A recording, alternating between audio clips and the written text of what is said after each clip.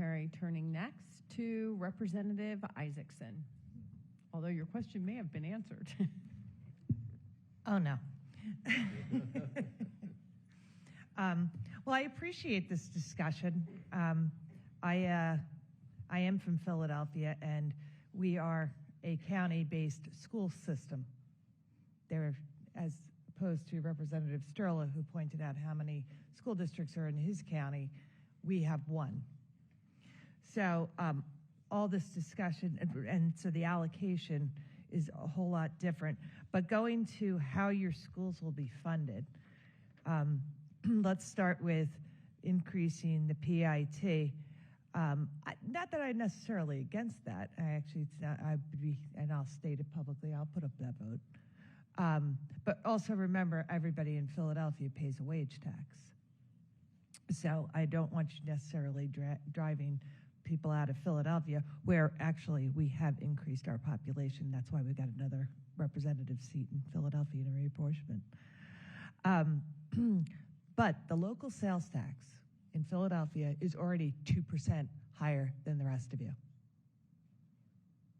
So while I appreciate you're going to come in and pay a sales tax on having a drink or going to a restaurant,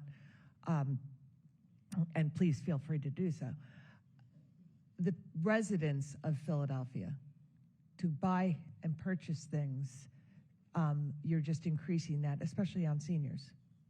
It's a regressive tax already. That's why I'm more inclined to say that we should be increasing wage tax than I would say to increase a sales tax. And in our county-based education system, the nice thing is that my residents in my district pay very high property tax, extremely high property tax, and they pay it, and I very rarely hear anybody say anything to me about it, because they understand that in other areas of the city where we would have issues that have been brought up certainly in depth in your testimony, and thank you, former Representative Ryan, for recognizing all that. We understand we pay that extra property tax so that we take care of those who cannot, because in the county education system, that's what you do. Both of the mergers that I worked on, what would happen would be one district maybe had taken the steps to reduce, had layoffs, made cuts, raised their property taxes to where they needed to be. When you go to merge those, while in Philadelphia, I know you're willing to, pay, everybody's willing to pay their fair share. One of the obstacles is maybe somebody's taxes are going up and somebody's taxes are going down. And a lot of times, that's a barrier that, the boards are getting the pushback from the taxpayers. How come they're getting a tax break and we're not? So that does kind of happen.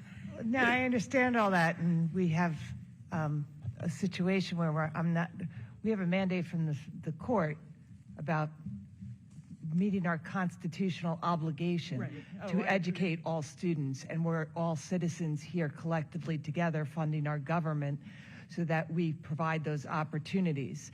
And so if somebody's going to feel a little pain, that might end up be where we're at the end of this. I wasn't asking the question to say, well, is it going to make everybody happy? Right. So no, I understand that people might not be happy about it. That was, and a lot of times the district that has the lower taxes that's maybe going to see an increase may have seen that increase in a year or two anyway, because there might need to be leveling. Well. That's all. Yeah.